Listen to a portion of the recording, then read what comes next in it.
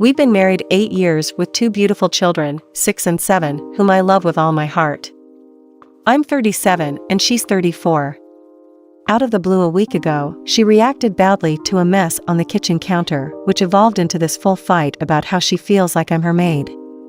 For context, I do the laundry, sometimes I cook dinner, I send the kids to school and enrichment, because I want to. But this time I was lazy and didn't clear the counter. The talks we had after this fight ranged from her talking about her regrets, where she used to be really outgoing, but is now saddled with responsibilities, to talking about our love and sex life. Now I admit my fault in the marriage. I've never been good with showing love, though I do say it through words. I've told her how she's my rock and how grateful I am when she pulled me out of a couple of depressive periods.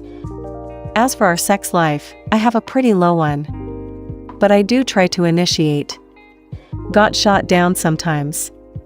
Other times when she initiates, I'll need to react enthusiastically immediately, if not she turns over and gets upset. Then it becomes me who's groveling for sex, which of course doesn't happen. Anyway, back to the fight. I acknowledged my fault in the breakdown and vowed to do better, and she just reacts like it's a lost cause. She tells me to do what I need to, and give her some time. So I gave her space while making sure I'm more attentive around her and the house.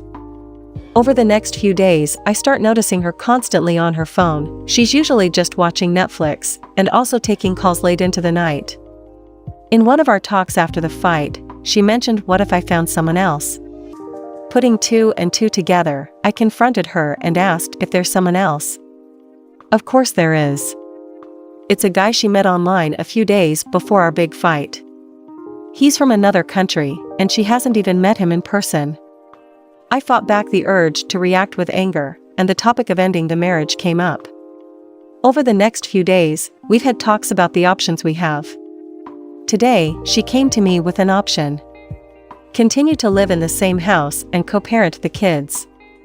It's a partnership and no longer a marriage. Explain to the kids what's happening to help them understand. I told her, so you want me to continue living here while watching the woman I love give herself to someone else?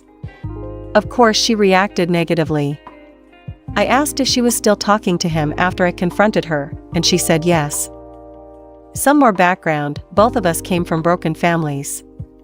I myself from one where my mom cheated on my dad and moved out when I was 10. We resolved to never have our kids go through the same thing. But here we are. It's this point above that made her emotional. Because I want to show the kids that relationships can end, and let them see how to gracefully exit one with minimal hurt to everyone around. We're still trying to figure this out. Also, my dad is living with me.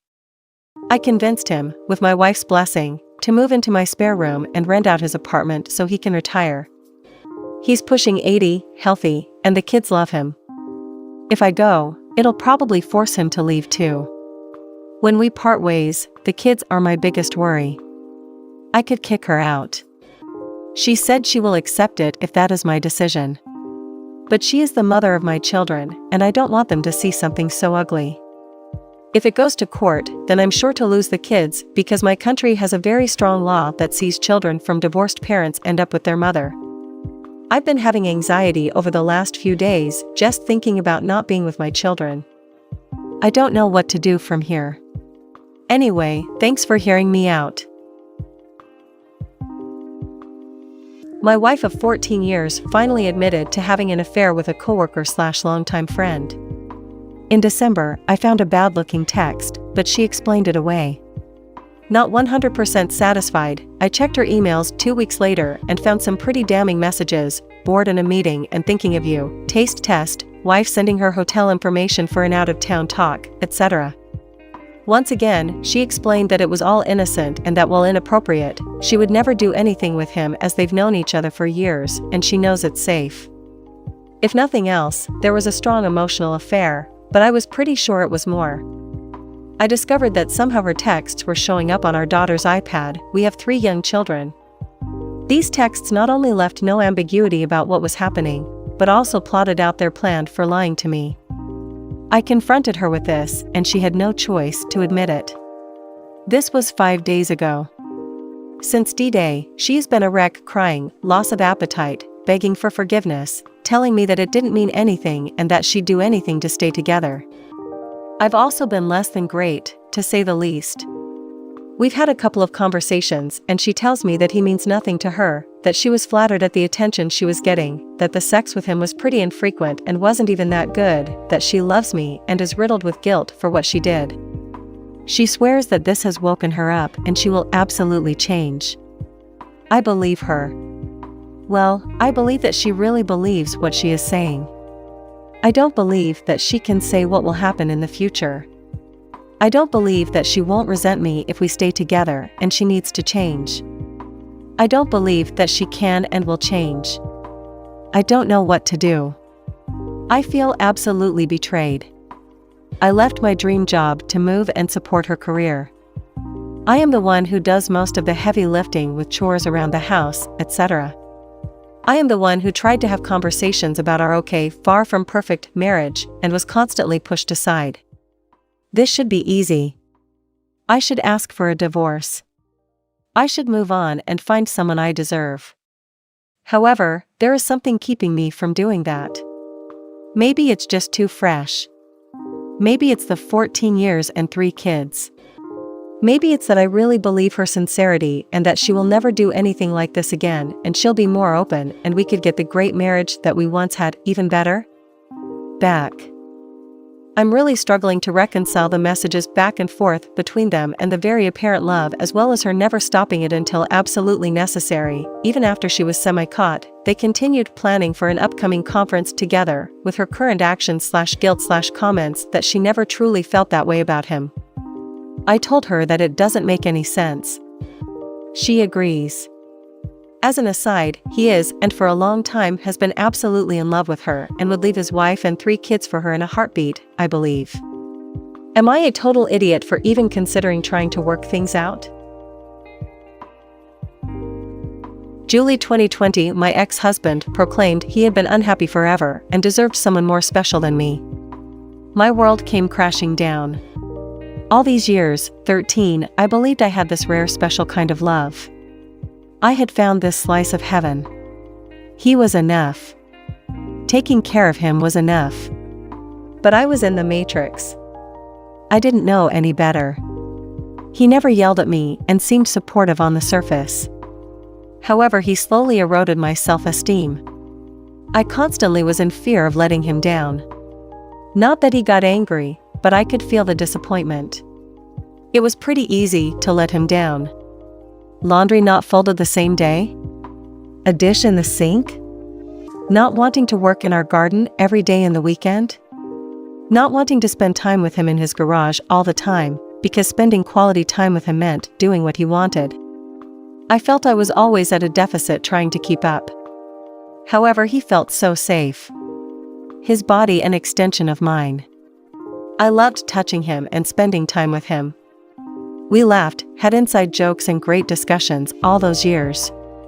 But today, I am out of the matrix. I have realized the damage he has done over the years to my self-esteem. How I was addicted to his confirmation and thought I would die without it. Seeing myself only through his eyes. The cheating was the meanest but only conclusion of our relationship. He can't be without a source for his ego. I was slowly rising above what he could control. Stealing his spotlight. Outperforming him in everything. Becoming confident and strong. He needed a low insecure girl and boy, did he find one. I now know I was comfortable. As I am low maintenance, I confused it with happy. However, I was tired all the time, struggling with my self-esteem. Desperate at times when he went through depressive episodes and when he yet again wanted a lifestyle bigger than we could afford. I am not the same person. I can see him now for what he is. A sad little insecure empty person trying to grab at straws to make his hollow self feel full. He has no passion and love. He simply can't give that. I remember the first time I kissed another person. It was like electricity. I never felt this passion ever before. I was kissing a person who actually desired me, and it was magical. I am still single but experienced people's words matching the feeling they give me. telling me they missed me, and I could feel it in their hug. For the first time in my life, someone calls me beautiful and my brain goes, I know. Instead of no, he is just saying that to be nice. For the first time ever, I honestly don't care if people want me. If they don't, I don't take it personal. Thank you. Next. I will not settle. I will not be okay with scraps and breadcrumbs. People go for me or they don't, and that is fine. I look at myself now and can't believe how I was okay with being who I was. I am a lioness now. I used to be a declawed kitten. I am a better person on so many levels, and I can just taste how out of his league I am today. Sometimes I have a little laugh thinking about him trying to be with me today. How much of a bad time he would have. The hoops I wouldn't jump, not being able to control me. It would make him miserable.